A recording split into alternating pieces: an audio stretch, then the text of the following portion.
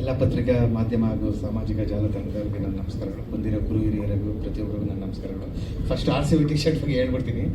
ಇದು ಬೇರೆ ಯಾರಲ್ಲ, ನಮ್ಮ ಫಿಲಮ್ ಕಾಸ್ಟ್ಯೂಮ್ ಡಿಸೈನರ್ ಅಂದರೆ ವಿರಾಜ್ ತಂಗಿ ಅವರೇ ಡಿಸೈನ್ ಮಾಡಿಕೊಟ್ಟಿದ್ದು. ಬರ್ತಡೇ ಕೊಟ್ಟಿದ್ರು ಸಂಜನಾ ಮೇಡಮ್, ಅವಾಗ ಹಾಕೋಕ್ಕಾಗಿರಲಿಲ್ಲ. ಈಗ ಒಳ್ಳೆ ವೇದಿಕೆ ಸಿಕ್ತು ಅಂತ ಹಾಕಿದ್ದೀನಿ.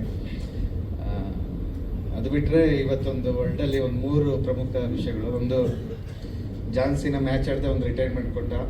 ಮೆಸ್ಸಿ ಫುಟ್ಬಾಲ್ ಆಡದೆ ಇಂಡಿಯಾದಲ್ಲಿ ಫೇಮಸ್ ಆಗ್ತಿದ್ದಾನೆ. ನಾವು ಯಾರ್ದು ಹ್ಯಾಪಿ ಬರ್ತ್ಡೇ ಇಲ್ಲದೆ ಬರ್ತ್ಡೇ ಸಾಂಗ್ ರಿಲೀಸ್ ಮಾಡ್ತಾ ಇದೀವಿ. ಅಂದರೆ ಆ್ಯಕ್ಚುಲಿ ಪ್ಲ್ಯಾನ್ ಮಾಡಿದ್ದೆ ಹ್ಯಾಪಿ ಬರ್ತ್ಡೇ ಸಾಂಗ್ ಫಸ್ಟ್ ನನ್ನ ಬರ್ತ್ಡೇಗೆ ಅಂದ್ಕೊಂಡ್ರು, ಅವಾಗ ಆಗಲಿಲ್ಲ. ಆಮೇಲೆ ವಿರಾಜ್ ಬರ್ತ್ಡೇ ಇತ್ತು October 24th, ಅವತ್ತು ಅಂದ್ಕೊಂಡು ಆಗಲಿಲ್ಲ. December 12th ಅಂತ ಒಂದು ಪ್ಲ್ಯಾನ್ ಮಾಡ್ದು. ಅವಾಗ ಅಟ್ಲೀಸ್ಟ್ ರಜನಿ ಸರ್ ಬರ್ತ್ಡೇ ಇದೆ, ಅಲ್ಲಿಂದ ಇಲ್ಲಿಂದ ಏನೋ ಒಂದು ಮ್ಯಾಚಿಂಗ್ ಮಾಡೋಣ ಅಂತ. ಬಟ್ ಅವ್ರು ಡೆವಿಲ್ ಸಾಂಗ್ ಬಿಟ್ಟರು. ಸೊ ನಾವು ಸೇಮ್ ಪ್ಲಾಟ್ಫಾರ್ಮ್ ಆಗಿರೋದು ಸರಿಗಮ ಆಗಿರೋದ್ರಿಂದ 2 days ಮುಂದೆ ಬಂದು ಇವತ್ತು ಯಾರ್ದು ಬರ್ತ್ಡೇ ಸಿಗಲಿಲ್ಲ, ಆದರೂ ರಿಲೀಸ್ ಮಾಡ್ತಾ ಇದ್ದೀವಿ. ಸೊ ಬಟ್ ಸಾಂಗ್ ತುಂಬ ಅಂದರೆ ನಮ್ದು ದೇವರಾಜು ಮಾಡಿದ್ರೆ ಬಂದು ಮ್ಯೂಸಿಕಲ್, ವಿರಾಜ್ದೊಂದು ಮ್ಯೂಸಿಕಲ್ ಜರ್ನಿನೇ ಸಿನಿಮಾ. ಸೊ ನಮ್ಮ ಸಿನಿಮಾದಲ್ಲಿ ಅರೌಂಡ್ ಬಿಟ್ ಸಾಂಗು, ಈ ರೀತಿ ಥೀಮ್ಸು ಎಲ್ಲ ಸೇರಿ 12 ಸಾಂಗ್ವರೆಗೂ ಇದೆ. ಸೊ ಇದು ಫಸ್ಟ್ ಏನಕ್ಕೆ ಬಿಟ್ಟು ಅಂದರೆ, ಅಕಸ್ಮಾತ್ ಸಿನಿಮಾ ರಿಲೀಸ್ ಆಗೋದು ಒಂಚೂರು ತಡ ಆಗಿ IPL ಇವೆಲ್ಲ ಮುಂದಕ್ಕೆ ಹಾಕೊಂಡು 6 months ಆದರೂ ಬರ್ತ್ಡೇ ಯಾರು ಬರ್ತ್ಡೇ ಬಂದರೂ ಸಾಂಗ್ ಓಡ್ತಾ ಇರಲಿ ಅಂತ ಅನ್ನೋ ಕಾರಣಕ್ಕೋಸ್ಕರ ಈ ಸಾಂಗ್ನ ಫಸ್ಟ್ ಬಿಟ್ಟಿದ್ದೀವಿ. ಮತ್ತು ಈ ಸಿನಿಮಾದಲ್ಲಿ ಬೇರೆ ಥರ ಬರುತ್ತೆ. ಆದರೂ ಸಾಂಗ್ ಬಿಡಬೇಕಾದ್ರೆ ವಿರಾಟ್ ಡ್ಯಾನ್ಸರ್, ಬೇಸಿಕಲಿ ಅವ್ರು ತುಂಬ ಚೆನ್ನಾಗಿ ಅದ್ಭುತವಾಗಿ ಡ್ಯಾನ್ಸ್ ಮಾಡ್ತಾರೆ. ಬಟ್ ಇದು ಒಂದೇ ದಿವಸದಲ್ಲಿ ಶೂಟ್ ಮಾಡಿ ಅವರು ಜಸ್ಟ್ ಒಂದು ಪ್ರಮೋಷನಲ್ ಸಾಂಗ್ ಅಂತ ಬಿಟ್ಟಿದ್ದಾರೆ. ಬಟ್ ಸಿನಿಮಾದಲ್ಲಿ ಇದೊಂದು ಬೇರೆ ಥರನೇ ಬರುತ್ತೆ ಸಾಂಗು. ಅಂತೋನಿ ದಾಸ್ ಸರ್, ನಾನು ನಿಮ್ಗೆ ಫಸ್ಟ್ ಧನ್ಯವಾದ ಹೇಳ್ತೀನಿ. ನಾನು ಹೇಳೋದು ನಿಮ್ಗೆ ಅರ್ಥ ಆಗದೆ ಇರೋದು ಆಮೇಲೆ ಹಿಂಗೆ ಹೇಳ್ತಾರೆ, ತರ್ಜುಮೆ ಮಾಡ್ತಾರೆ. ನಾನು ನಿಮಗೆ ಋಣಿಯಾಗಿರ್ತೀನಿ ಸರ್, ಯಾಕಂದರೆ ಸಿನಿಮಾನೇ ಒಂದು ಲ್ಯಾಂಗ್ವೇಜು. ನಾವು ಕನ್ನಡ, ತಮಿಳ್ ಏನೇ ಇದ್ರು ಸಿನಿಮಾನೇ ಒಂದು ಲ್ಯಾಂಗ್ವೇಜು. ನಾವು ಯಾವುದೇ ಲ್ಯಾಂಗ್ವೇಜ್ ಇದ್ರೂ ಸಿನಿಮಾನ ಹೋಗಿ ನೋಡ್ತೀವಿ ನಾವು. ಮೊನ್ನೆ ಅನಿಮಿ ಒಂದು ಜಪಾನಿಯಲ್ಲಿ ರಿಲೀಸ್ ಆಗಿದೆ, ಜನ ಹೋಗಿ ಜಪಾನೀಸಲ್ಲಿ ನೋಡ್ತಿದ್ದಾರೆ. ಅಂದರೆ ಯಾವುದೇ ಲ್ಯಾಂಗ್ವೇಜ್ ಆದರೂ ರಿಲೀಸ್ ಆಗ್ತಾರೆ. ಬಟ್ ನೀವು ಹಾಡನ್ನ ಪ್ರಮೋಟ್ ಮಾಡೋಕೆ ಅಷ್ಟು ದೂರದಿಂದ ಬಂದು ಈ ಸಿನಿಮಾಗೆ ಸಪೋರ್ಟ್ ಮಾಡ್ತಾ ಇದ್ರಲ್ಲ, ಅದಕ್ಕೆ ನಾವು ಋಣಿಯಾಗಿರ್ತೀವಿ.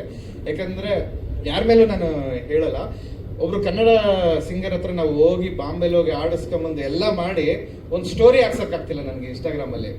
ಅವ್ರು ಹಾಡಿದ್ಮೇಲೆ ಕೆಲವ್ರು ಆಡೋದೇ ಇಲ್ಲ ಸಾಂಗ್. ಈಗ ಮೋಹಿತ್ ಚೌಹಾಣ್ ನಮ್ಮ ಕೈಗೆ ಸಿಗಲ್ಲ, ಆ ರೀತಿ ಇಲ್ಲಿ ಸರ್ ಬೇಡ, ಮುಂದೊಂದು ದಿನ ಹೇಳ್ತೀನಿ. ಅವ್ರ ಕೈಗೆ ಸಿಗಲ್ಲ, ಅದು ಓಕೆ, ಅವ್ರು ಹಾಡದೇ ಇದ್ರೆ ಓಕೆ ಅದು. ಬಟ್ ಹಾಡಿದ್ಮೇಲೆ ನಾವು ಆ ಹಾಡನ್ನ ಪ್ರಮೋಟ್ ಮಾಡೋಕೆ ಅವ್ರು ರೆಸ್ಪೆಕ್ಟ್ ಕೊಡಲ್ಲ ಅಂದರೆ ಅವಾಗ ತುಂಬ ಹರ್ಟ್ ಆಗುತ್ತೆ.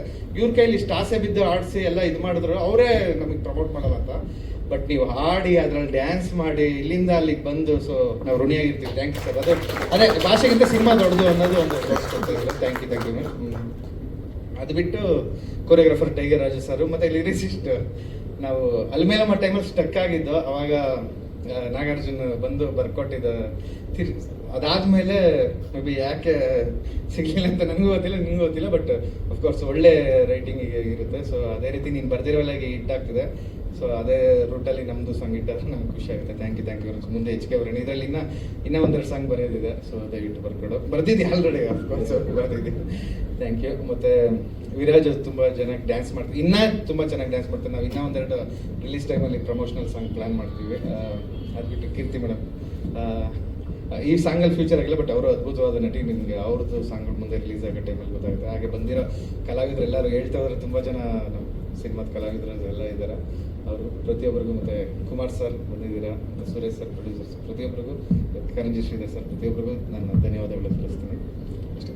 Thank you.